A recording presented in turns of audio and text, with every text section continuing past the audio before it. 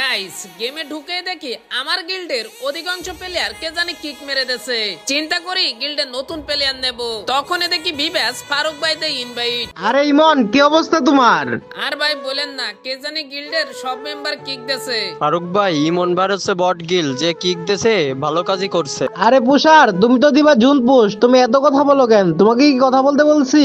Sorry Faruk ভাই। এই ইমন bro, শোনো, ভালো করে ম্যাচ খেলবা আর এই ম্যাচে 5টার উপরে কিল করবা, তাহলে তোমার গিল্ডে আমি মেম্বার নিয়ে দিব। আচ্ছা ভাই ঠিক আছে। ওকে চলো স্টার্ট দিলাম, ম্যাচের মধ্যে চলো, দেখা যাবে কি হয়।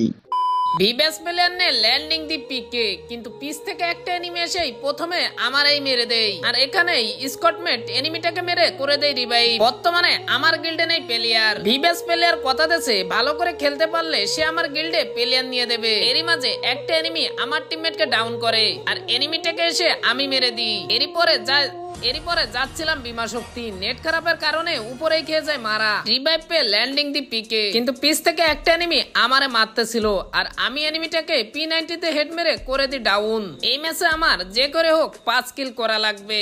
অনেকদিন মোবাইলে গেম না খেলায় 5 কিল করা আমার জন্য হয়ে দাঁড়িয়েছে টাফ। তারপরেও যে করে হোক আমার 5 কিল করা লাগবে। এ কারণে উড়াধুড়া রাশ দিয়ে গেম খেলতে থাকি। চলে আসি এমএস এর লাস্ট পর্যায়ে। সামনে থাকা একটা এনিমি আমার টিমমেটকে মারে, আর আমি তাকে হেড মেরে সোনিয়া ধরাই দিই, কিন্তু সে আমাকে এর মধ্যে মেরে দেয়। এই অবধি গেম খেলতে খেলতে আমি 5 কিল করে ফেলেছি। জোন পুশারের রিভাইভ পে ল্যান্ডিং দি, কিন্তু পিস থেকে এনিমি আমারে মেরে দেয়। লাস্ট অবধি আমাদের জোন পুশারও লাস্ট স্কোয়াডের কাছে খেয়ে যায় মারা। আর গাইজ মিশন তো কমপ্লিট। ভিডিও ভালো লাগলে চ্যানেলটি সাবস্ক্রাইব করে